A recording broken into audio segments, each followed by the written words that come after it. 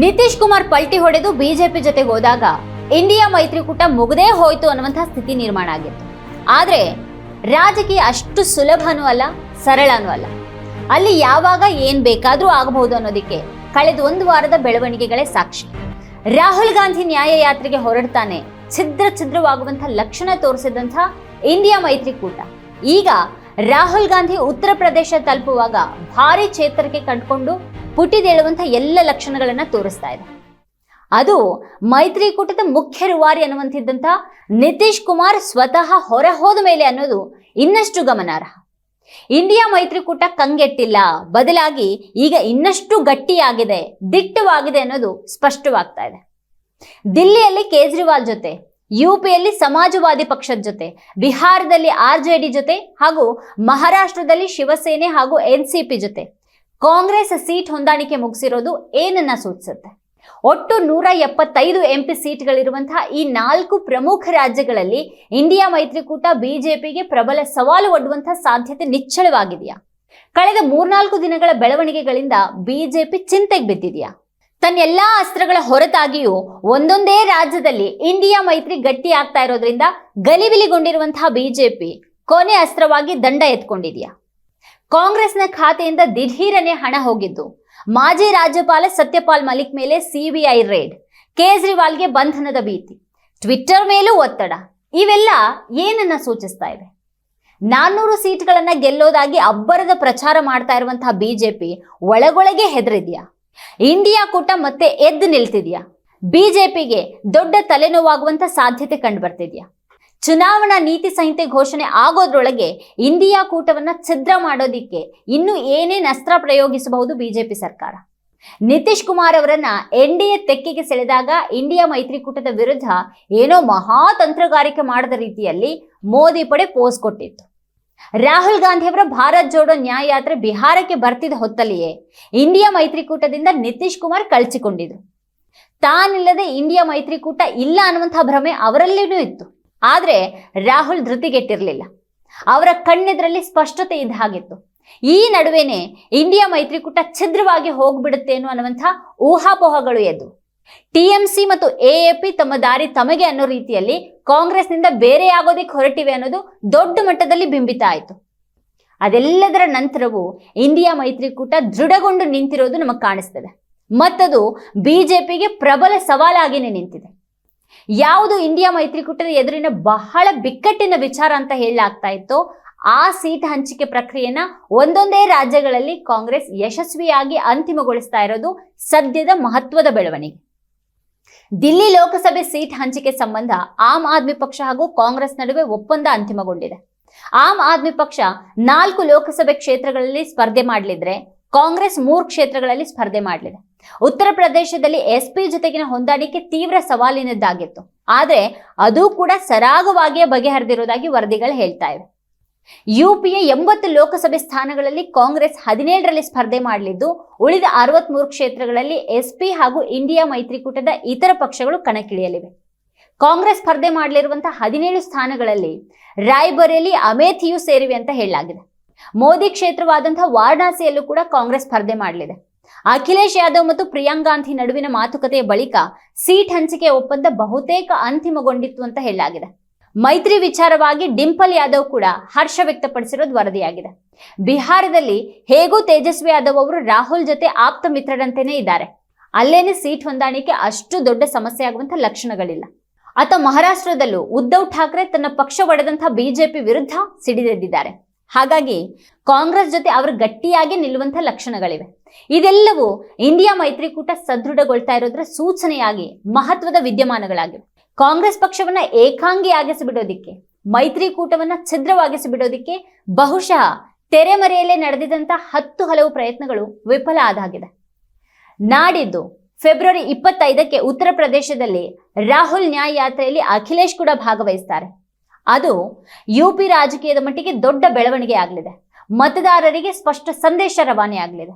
ದಿಲ್ಲಿಯಲ್ಲಂತೂ app Congress ಕೈ ಜೋಡಿಸೋದ್ರಿಂದ ಕಳೆದ ಬಾರಿ ಎಲ್ಲ 7 ಸೀಟ್ಗಳನ್ನ ಗೆದ್ದಿದ್ದಂತಹ ಬಿಜೆಪಿಗೆ ಈಗ ಆ 7 ಸೀಟ್ಗಳನ್ನ ಉಳಿಸಿಕೊಳ್ಳೋದು ದೊಡ್ಡ ಸವಾಲಾಗಲಿದೆ ಅಂತಾನೆ ಹೇಳಲಾಗ್ತಾ ಇದೆ.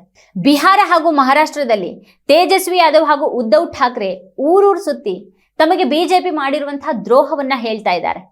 ಅಲ್ಲಿ ತೀವ್ರ ಆಡಳಿತ ವಿರೋಧಿ ಅಲೆ ಇದೆ ಅಂತಾನೆ ಹೇಳಲಾಗ್ತಾ ಇದೆ.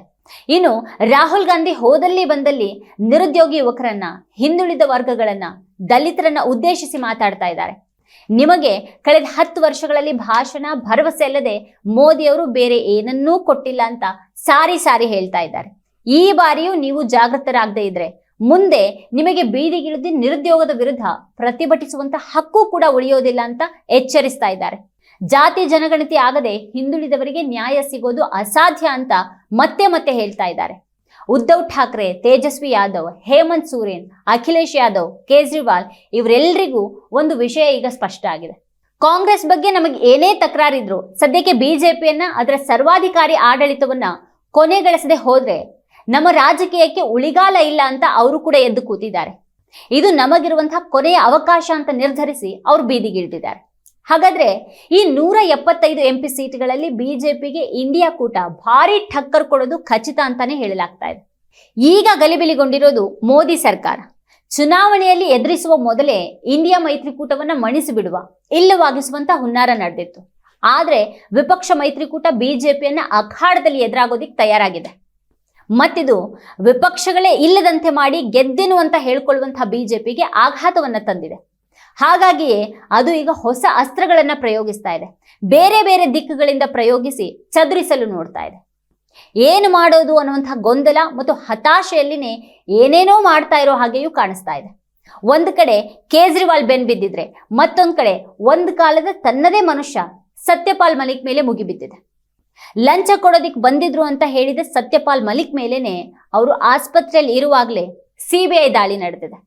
ಪುಲ್ವಾಮಾ ದಾಳಿ ವಿಚಾರವಾಗಿ ಮಲಿಕ್ ಹೇಳಿದಂಥ ಸ್ಫೋಟಕ ವಿಚಾರಗಳು, ಈಗಲೂ ಚುನಾವಣೆ ಗೆಲ್ಲೋದಿಕ್ಕಾಗಿ ಏನ್ ಬೇಕಾದ್ರೂ ಮಾಡಬಹುದು ಅನ್ನುವಂಥ ಮಲಿಕ್ ಇತ್ತೀಚಿನ ಹೇಳಿಕೆ, ಇವೆಲ್ಲದಕ್ಕೂ ಪ್ರತಿಕ್ರಿಯೆ ಅನ್ನುವಂತೆ ಚುನಾವಣೆಯ ಸರಿ ಹೊತ್ತಿನಲ್ಲಿಯೇ ಸಿಬಿಐ ದಾಳಿಯ ಆಟ ಶುರುವಾಗಿದೆ. ಕಾಂಗ್ರೆಸ್ ಖಾತೆಯಿಂದ 65 ಕೋಟಿಯನ್ನ ಆದಾಯ ತೆರಿಗೆ ಇಲಾಖೆಯ ಮೂಲಕ ತೆಗೆಯಲಾಗಿದೆ. ರಾಜಕೀಯ ಪಕ್ಷಗಳಿಗೆ ಇನ್ಕಮ್ ಟ್ಯಾಕ್ಸ್ ಇಲ್ಲ. ಬಿಜೆಪಿ ಈವರೆಗೆ ತೆರಿಗೆ ಕಟ್ಟಿದ್ಯಾ, ನಮಗ್ಯಾಕೆ ಈ ರೀತಿಯ ಕಿರುಕುಳ ಅಂತ ಕಾಂಗ್ರೆಸ್ ಕೇಳ್ತಿದೆ. ಅತ್ತ ರೈತ ಆಂದೋಲನದ ಬಗ್ಗೆ ಟ್ವೀಟ್ ಮಾಡಿದವರ ಖಾತೆಗಳನ್ನೇ ಅಮಾನತು ಮಾಡೋದಕ್ಕೆ ಎಕ್ಸ್ಗೆ ಮೋದಿ ಸರ್ಕಾರ ಒತ್ತಡ ಹಾಕಿದೆ. ಇದು ಸರಿಯಲ್ಲ, ಇದಕ್ಕೆ ತನ್ನ ಒಪ್ಪಿಗೆ ಇಲ್ಲ. ಅಭಿವ್ಯಕ್ತಿ ಸ್ವಾತಂತ್ರ್ಯ ಎಲ್ರಿಗೂ ಇರಬೇಕು. ಆದ್ರೂ ಸರ್ಕಾರದ ಆದೇಶ ಆಗಿರೋದ್ರಿಂದ ಭಾರತದಲ್ಲಿ ಮಾತ್ರ ಸರ್ಕಾರ ಹೇಳಿರುವ ನಿರ್ದಿಷ್ಟ ಖಾತೆಗಳನ್ನ ಅಮಾನತು ಮಾಡೋದಾಗಿ ಎಕ್ಸ್ ಹೇಳಿಕೆ ಬಿಡುಗಡೆ ಮಾಡಿದೆ. ಇದರಿಂದ ಮೋದಿ ಸರ್ಕಾರ ರೈತ ಆಂದೋಲನದ ಬಗ್ಗೆ ಅದೆಷ್ಟು ತಲೆ ಕೆಡಿಸ್ಕೊಂಡಿದೆ ಅನ್ನೋದು ಜಗಜ್ಜಾಹೀರಾಗಿದೆ.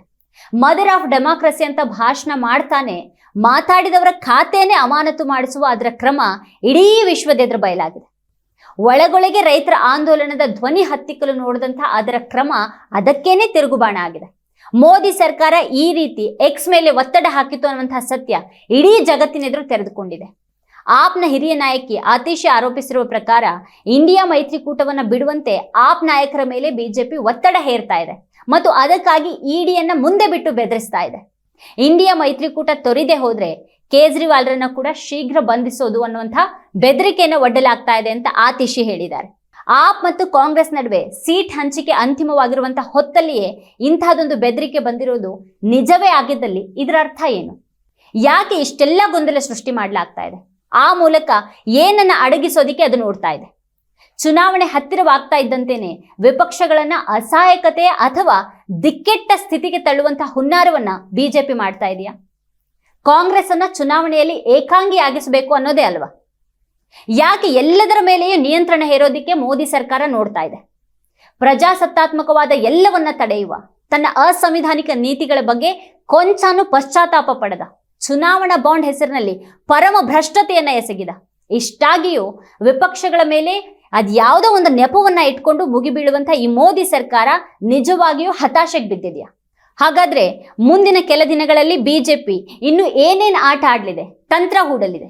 ಚುನಾವಣಾ ಮೈದಾನದಲ್ಲಿ ತಾನು ಮಾತ್ರನೇ ಇರಬಹುದಾದಂತಹ ಅವಕಾಶವನ್ನ ಹೆಚ್ಚಿಸೋದಿಕ್ಕಾಗಿ ಬಿಜೆಪಿ ಹೇಗೆ ವಿಪಕ್ಷಗಳನ್ನ, ಹೋರಾಟಗಳನ್ನ, ಭಿನ್ನ ಧ್ವನಿಯನ್ನ ಹತ್ತಿಕ್ಕೋದಿಕ್ಕೆ ಎಲ್ಲಾ ದಿಕ್ಕಿನಿಂದಲೂ ಪ್ರಯತ್ನಿಸ್ತಾ ಇದೆ.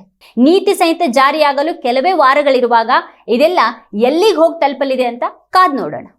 ಇದೇ ಈ ಹೊತ್ತಿನ ಸ್ಪೆಷಲ್. ನೋಡ್ತಾ ಇರಿ ವಾರ್ತಾ ಭಾರತಿ. ನೀವಿನ್ನು ವಾರ್ತಾ ಭಾರತಿ ಯೂಟ್ಯೂಬ್ ಚಾನಲ್ಗೆ ಸಬ್ಸ್ಕ್ರೈಬ್ ಆಗಿಲ್ಲ ಅಂದ್ರೆ ಈ ಕೂಡಲೇ ಸಬ್ಸ್ಕ್ರೈಬ್ ಆಗಿ, ಹಾಗೆ ಅಲ್ಲೇ ಪಕ್ಕದಲ್ಲಿರೋ ಬೆಲ್ ಐಕಾನ್ ಪ್ರೆಸ್ ಮಾಡಿ.